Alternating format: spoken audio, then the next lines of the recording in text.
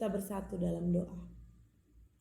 Terima kasih ya Tuhan untuk anugerah-Mu yang masih senantiasa Engkau berikan kepada kami hingga saat ini kami boleh memasuki hari kami yang baru. Ya Tuhan Allah, biarlah firman-Mu yang menjadi pedoman bagi kami untuk melakukan segala aktivitas kami sepanjang hari ini. Segala kehidupan kami hari ini kami serahkan hanya ke dalam tangan-Mu saja. Amin.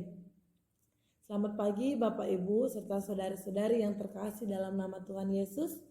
Firman Tuhan yang menjadi pedoman bagi kita untuk hari ini, hari Kamis, diambil dari Yeskiel 36 ayat 29. Aku akan melepaskan kamu dari segala dosa kenajisanmu, dan aku akan menumbuhkan gandum serta memperbanyaknya, dan aku tidak lagi mendatangkan kelaparan atasmu. Demikian firman Tuhan. Saudara-saudari yang terkasih dalam nama Tuhan Yesus Kristus, jika kita dipertanyakan sebuah pertanyaan, apakah kita layak untuk menerima anugerah Tuhan?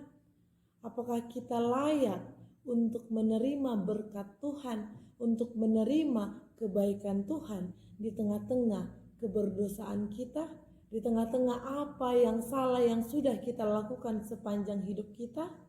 Kira-kira apakah jawaban kita? Mungkin di antara kita, bahkan kebanyakan dari kita akan mengatakan bahwa saya tidak lagi layak untuk mendapatkan kebaikan Tuhan. Saudara-saudari, demikianlah kira-kira yang dirasakan oleh bangsa Israel ketika mereka berada di pembuangan. Bangsa Israel telah dicemari oleh dosa. Mereka telah melakukan tindakan-tindakan yang menyeleweng dari kehendak Allah. Mereka sudah melakukan tindakan-tindakan yang tidak menyenangkan hati Allah. Mereka menyembah berhala, melakukan tindakan yang menunjukkan kemerosotan moral. Mereka memeras sesama mereka, menindas sesama mereka. Mereka telah dicemari oleh dosa. Kejatuhan mereka ke Babel, pembuangan di Babel ternyata menggoreskan luka yang cukup dalam bagi mereka. Mereka tidak lagi merasa mereka itu berguna, tidak lagi merasa mereka itu disayangi, tidak lagi merasa bahwa mereka dipandang oleh Allah. Justru kebalikannya, mereka telah merasa bahwa diri mereka itu hina, bahwa mereka telah cemar, mereka telah najis dan tidak layak lagi. Namun setidaknya meskipun mereka merasakan goresan luka yang cukup dalam, pembuangan ke Babel ternyata setidaknya membawa mereka kepada sebuah penyadaran mengenai keberdosaan mereka. Saudara-saudari yang terkasih, Allah tidak membiarkan mereka terus-menerus merasakan perasaan yang hina. Melalui Nabi Yeskiel, Allah menyatakan janjinya kepada bangsa Israel. Allah menyatakan sebuah pemulihan, pembaharuan bagi bangsa Israel. Saudara-saudari yang terkasih, jika kita berbicara mengenai layak dan tidak layak, tentu manusia sebenarnya jika mengandalkan dirinya sendiri, melihat keberdosaan yang dilakukan, sungguh kita tidak layak. Namun Allah lah dengan kasih karunia-Nya, dengan pengasihannya kepada kita, dengan anugerahnya kepada kita, oleh kasih-Nya Dia telah melayakkan kita untuk menerima berkat Allah, untuk menjadi umat Allah dan anak-anak kesayangan Allah. Oleh karena itu soal layak dan tidak layak bukan menjadi urusan manusia.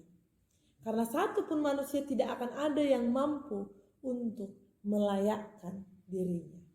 Pembenaran hanya dilakukan oleh Allah saja. Saudara-saudari yang terkasih, kembali lagi kepada perasaan bangsa Israel tadi. Allah tidak membiarkan mereka terus-menerus merasakan yang demikian. Namun Allah memberikan janjinya kepada mereka. Jika kita baca mulai dari ayat 25, dinyatakan bahwa Tuhan membersihkan mereka. Tuhan memurnikan mereka. Tuhan memberikan hati yang baru. Supaya tidak lagi hidup di dalam kehidupan yang lama. Supaya tidak lagi hidup di dalam kebiasaan pola hidup yang lama. Mereka telah diberikan hati yang taat, tidak lagi hati yang keras. Allah menjanjikan bahwa Allah akan membersihkan bangsa Israel dari kecemaran dosanya. Allah akan memberikan lagi tanah nenek moyang mereka untuk mereka tinggali. Allah akan menumbuhkan gandum. Allah akan memperbanyaknya. Dan Allah tidak akan mendatangkan kelaparan. Saudara-saudari, kita bisa melihat bagaimana kasih Allah kepada bangsa Israel. Bahkan persoalan makanan pun, persoalan perut pun Allah turut campur. Supaya mereka tidak lagi kelaparan.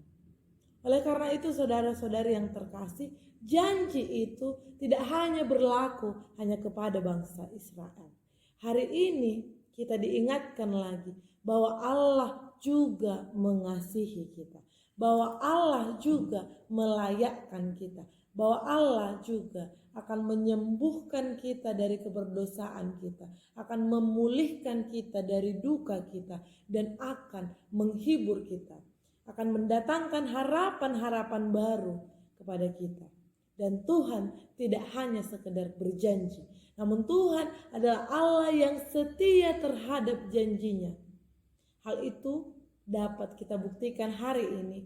Tuhan masih memberkati kita memasuki hari-hari yang baru untuk melaksanakan segala aktivitas kita yang baru.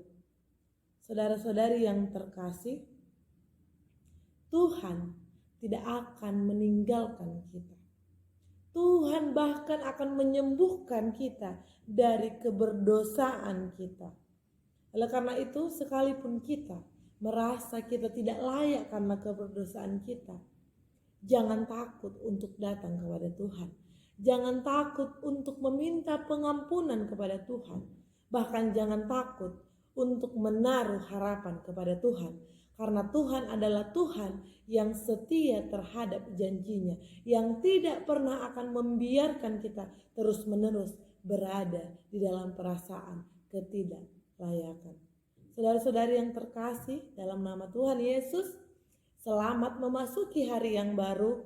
Selamat melakukan segala aktivitas Anda di dalam kesehatan, di dalam semangat, dan di dalam harapan kepada Allah. Amin. Kasih karunia dari Tuhan Yesus Kristus serta kasih setia Allah Bapa dan persekutuan Roh Kudus memberkati dan menyertai kamu sekalian hari ini, esok, dan sampai selama-lamanya. Amin.